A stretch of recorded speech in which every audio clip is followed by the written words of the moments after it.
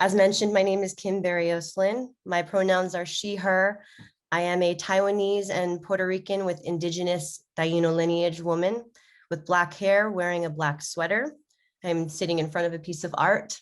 And I would like to acknowledge that I am living, working, and raising my family in Union Township on the unceded land of the Lenape peoples, and also acknowledge the genocide and continued displacement of indigenous peoples during the colonial era and beyond.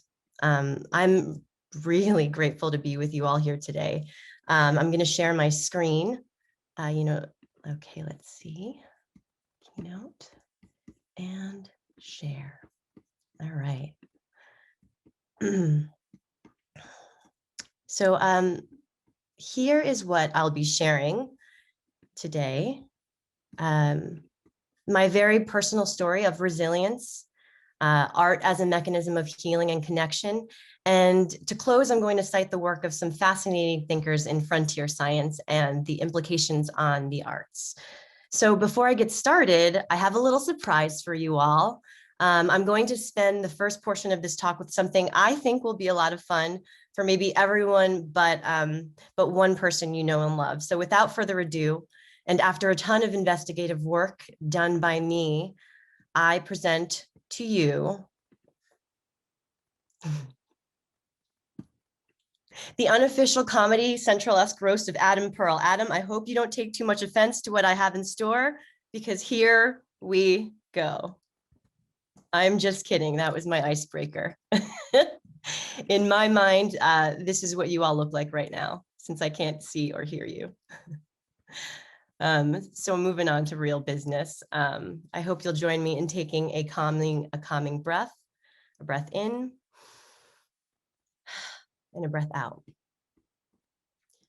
I am as I mentioned, I am a first generation American. My mother is one of 12 siblings from Puerto Rico, and my father is one of 10 siblings from Taiwan. As many first gens can relate, we are privy to what our parents faced to make it here. Hopefully some really beautiful stories about building the American dream.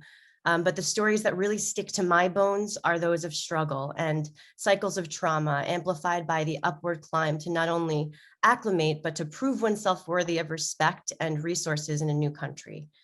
After several revisions of this talk, I decided to leave out a lot of the more difficult to digest specifics of my parents' trauma that don't belong to me, as well as some of the specifics of the types of untreated trauma that were passed down to my brother and I.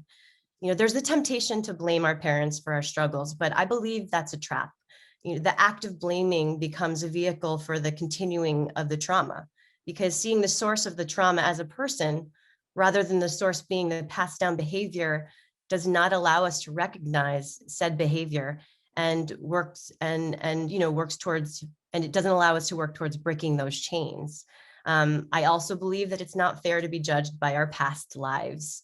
I believe we're reborn so many times within our one lifetime if we choose to grow. So my parents truly did the very best with what they had, just like I'm doing with my children, except I'm doing so within a way more privileged life than they had, and with the resources and acceptance to have sought out professional help.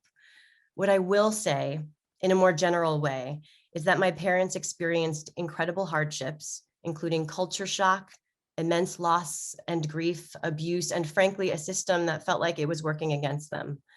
The walls that my parents built for their survival kept them safe, but many remained indestructible.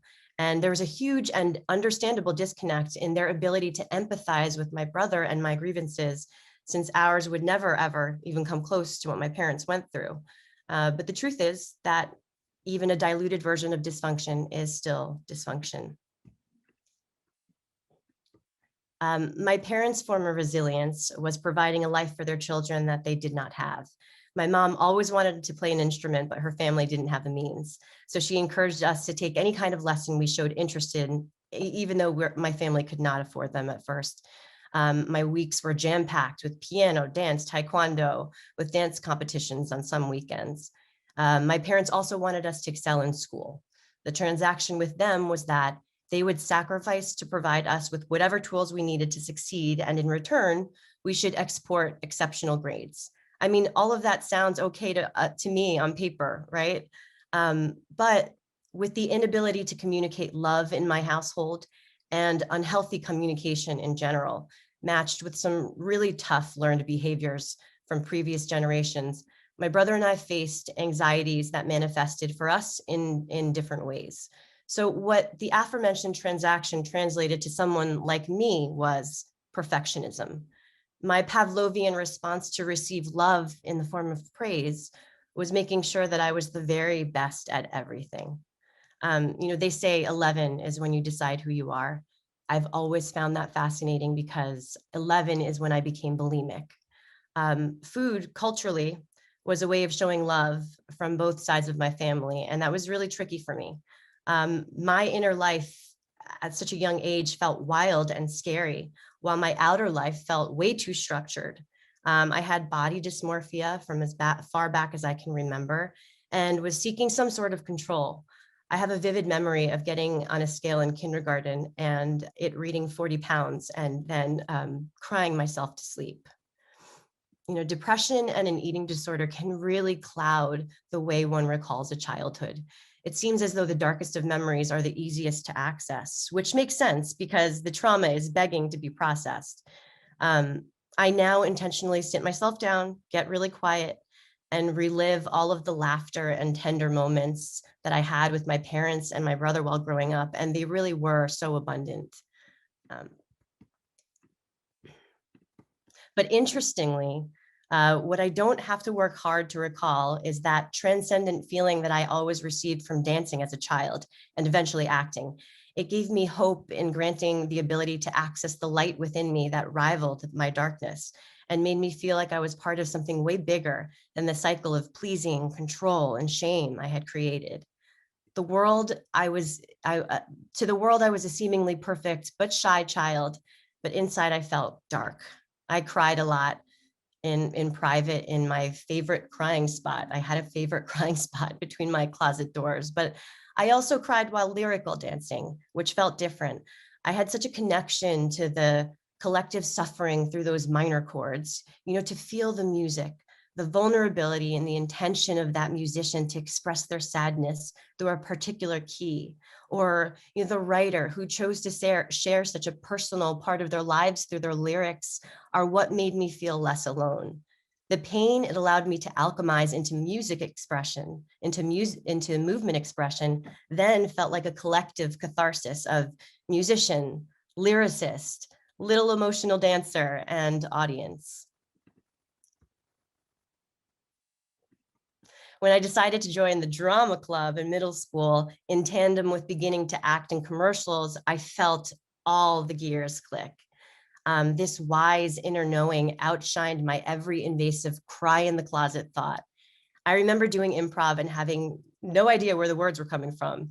I was in open channel and was receiving and being received by the coolest kids around, subjectively, theater kids. I felt like there was no other place that I should be. But as I approached high school, I felt like the earth beneath me was giving out as the perfect little girl show I was putting on became way too heavy. And if you're thinking, what the heck was her problem? Like, sounds like a great life. Really, no judgment, but I invite you to lean into that thought. Although I've left out some details of the causes of my mental unwellness as to not cast blame and shame, we also come from, well, I'll speak for myself. I have come from a snap out of it culture rather than what you feel is real, regardless of the circumstances, and let's help you get through this, right? My parents were very protective due to their upbringings, but I was craving social connection with friends during these really formative years. I mean, as a preteen, my mom lost her big brother while he was out with friends. I can only imagine how scary that was as a parent for, when her children wanted to be outside of her bubble of safety. But there was a big disconnect. My love language is words of affirmation, but I didn't need praise for my accomplishments. I needed to hear that I was loved. I needed therapy, which was certainly not normalized among my families at that point. When my pleas for a social life were not met, strong-willed as I am, I rebelled self-destructively. I eventually ran away from home for an entire summer before my sophomore year. I stayed self-medicated, mostly with alcohol and sometimes drugs. I mean, we're talking high school here. So I was a really lost child. That makes me emotional still. But I felt like I was a part of something, beyond what I perceived everyone expected from me. I was getting warmer, but I was doing it the wrong way.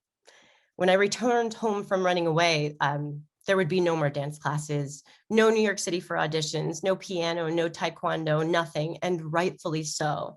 As a parent now, I only think how terrifying that must have been for my parents when I wasn't at home.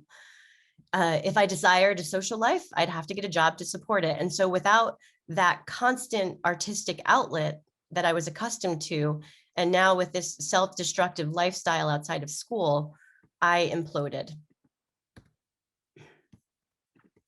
At my worst, I was 90 pounds in high school, depressed, idealizing suicide, abusing drugs, and bulimic.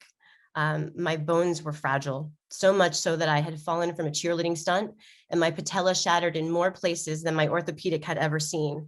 The malnutrition had also stopped me from growing, as hypothesized by my doctor, who gathered from my x-rays that my growth plates had prematurely closed.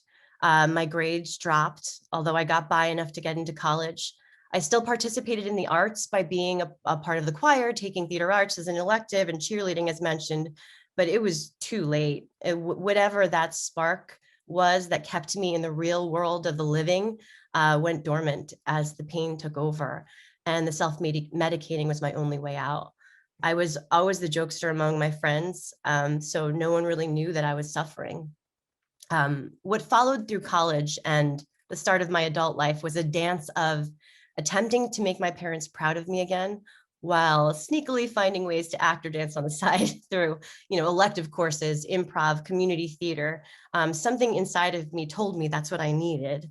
I received a BA in anthropology, then worked for a mortgage company, then went to New York City to go to Parsons for fashion marketing in hopes of being able to audition for acting on the side, but fashion proved to be all-encompassing. I was hired by my internship and began my career in fashion. While I'm exceedingly lucky to have decided to and effectively stop the drug use, I was still heavily medicating with alcohol, struggling with bulimia, and depressed most days.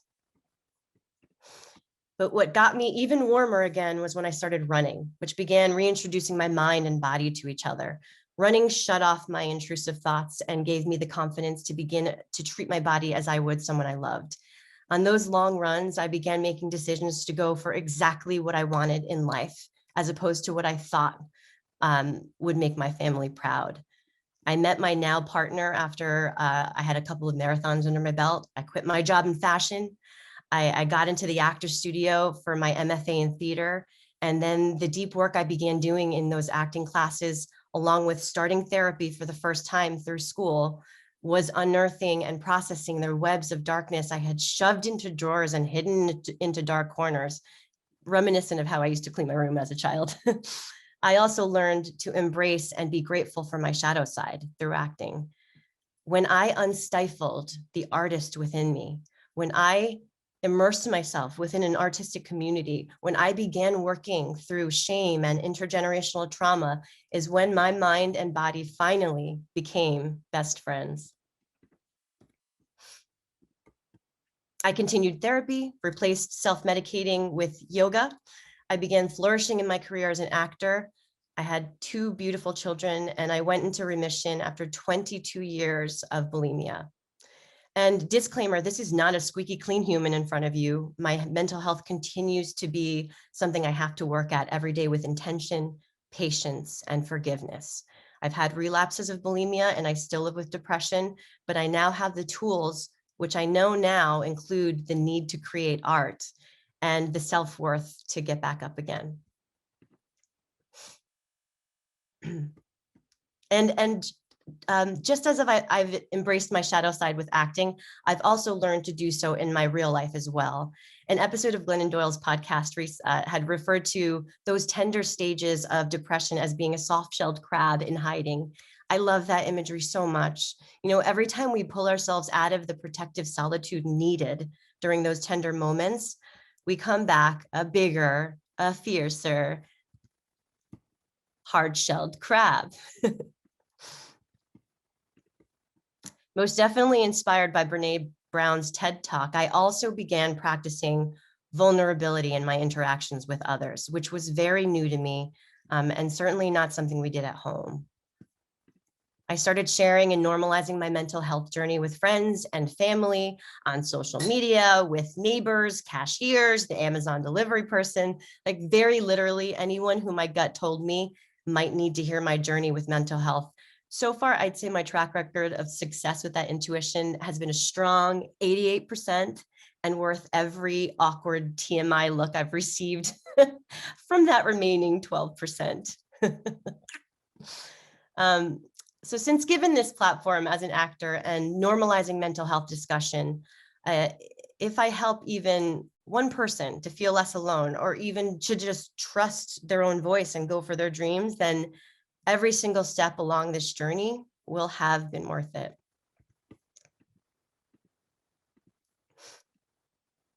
So when Megan, the incredible Megan LeBou, contacted me after hearing me share, and quite honestly, probably overshare, on Jody Hope Grinwald's Today's the Day Changemakers podcast to not only share my story, but do so with my people, all of you, art creators, art facilitators, art enthusiasts, and in my home state of New Jersey.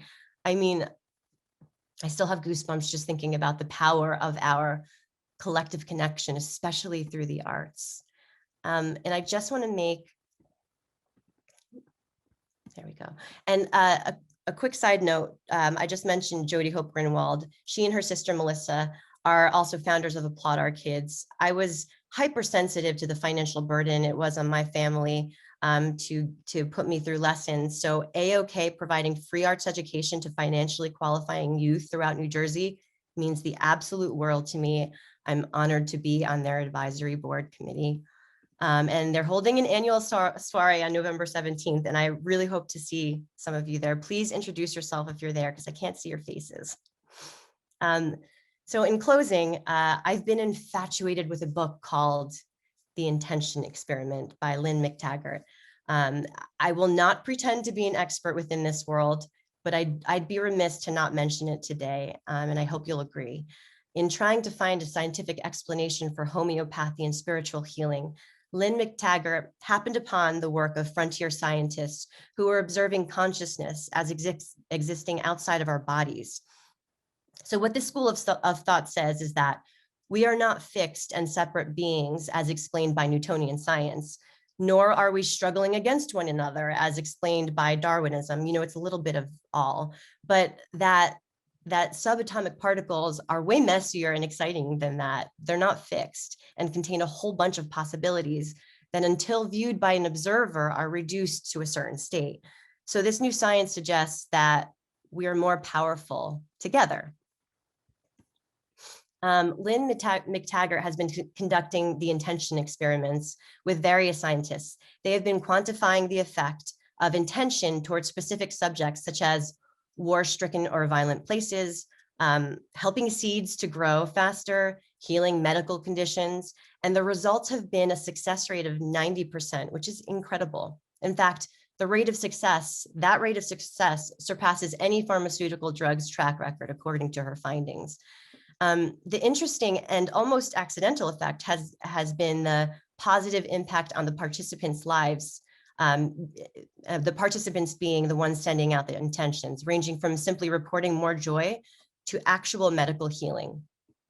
As I delve deeper into learning about this work, I can't help but think about the implications of the power of the arts, both in observing and performing. You know, I cited earlier that out-of-body feeling while performing, of receiving and being received and feeling part of something magnificent. The creating and receiving of art, which is also intention, has a calming effect on the fight or flight vagus nerve, and also allows us to connect to the greater good and connect to each other by calming that part of our brains. And now, thanks to these scientists and innovators, that spiritual connection that we feel through creating and receiving art is being quantified. As participators, creators, and facilitators of the arts, we are subscribing to that feeling we all had that first time, and hopefully many subsequent times to come, when a song, a painting, a film, a story in any form touched something in our solar plexus. We are participating in a shared intention, which made us feel connected to something we felt in our hearts, with such a huge potential to ignite positive change. We were being seen. That first time that you're hopefully recalling right now, which moved you so much that here you are, having dedicated at least a portion of your life's efforts to the arts. What I'm saying is, you're awesome. And let's keep fighting that good fight together, as the art we love, create, and receive has and will continue to heal the world. Thank you so much for your time with me today. That's all I have. Kim, thank you so much. You're welcome. Thank you so much. I want to remind everyone that to use the Q&A function if you have any questions for Kim. I have one, because when you mentioned Glennon Doyle's idea of the soft shell crab, I may listen to that podcast as well. So I'm wondering, how do you balance being that kind of tender, soft-shelled type of person with the realities of being a working actor? I will say for at least for my story, I have to take care of, I need to stay in therapy. I need to do yoga. I need to do the spiritual things for myself before I even get in a car to get to that set. Because once I'm centered with myself, then the outside things can't really affect. And they seep in, right? But I think that it's just, especially as a parent as well, I have to learn to prioritize myself and my health and my well-being in order to be okay and safe in such a demanding career. And if I've had hard times, I'm also not hard on myself. Like if something's difficult, I'm not hard on myself. I just figure out how to learn from it. That's good advice. And I'm clearly just asking for a friend. For a friend, yeah. Did you have any role models growing up, either artists or just, folks in your own life? Yes, I didn't get to mention, but my grandmother on my mom's side, actually both grandmothers were amazing. My grandmother on my mom's side, she grew up in Puerto Rico, and she was college educated, which is unheard of. That was pretty rare as it was. She was a nurse, but she was also an artist. And she was a writer. She wrote poetry and songs. And some of them were actually on the radio. And in family gatherings, she would stand up and she would recite a poem. And they would normally be in Spanish, which I can't understand completely. But that I experienced those same feelings of getting up and performing like that connection, that spiritual connection of something bigger happening. And I always really admired her for doing that. Great. And did you have an aha moment yourself with a specific piece of art, or just that moment where you knew I need to go all in on acting or else or bust? Yeah, there was, I had gone through a bit of an awkward stage, I think, while dancing, and we were having a dance recital. I had a kind of a tough year. I'll joke about this, but like, it was this really strange year where I would never put my hair up because I kept getting lice. It was like, it was an awkward phase. I was not doing well in dancing, but I went up in the recital and everything just shut off. All the thoughts, all the things that were making me weird and not be able to perform. And there was a moment where I didn't remember, it's almost like I blacked out. I just saw the audience and I was performing and I could feel like it was the best I had ever done. And I knew that that's something I had to do for the rest of my life. Just shut it all off. Kim, I wanted to know if you would come back for like a staff team building exercise and actually do a roast of me. So I think the staff would really enjoy that. I sure will. I do have one question. I have one real question here. So Tanisha on our team, who I know you've met, has a question that she just posted in our little internal chat. I don't think everybody got a chance. And now I'm seeing some other ones coming in here. So Tanisha was asking, we face so many no's in the arts, no to grants, no to roles, no to tickets. And how was your experience and helped you navigate those no's? So I think when I first started auditioning, like I'm still pretty fresh because, like, I started later in life, but at first the constant no's were really hard. I just started to rip up my audition slides. I would physically rip up my audition slides and just thank myself for all the work that I did. And slowly they started to not matter as much. I was starting to be thankful for the opportunity and for being seen. And then the no, which I probably wouldn't hear anyway, started to matter a whole lot less. So I guess to answer that question, I've been celebrating everything as a win and as an opportunity, whether it's a yes or a no. Some no's hurt though, obviously. I am human, but I've been just trying to celebrate everything as a win, every opportunity.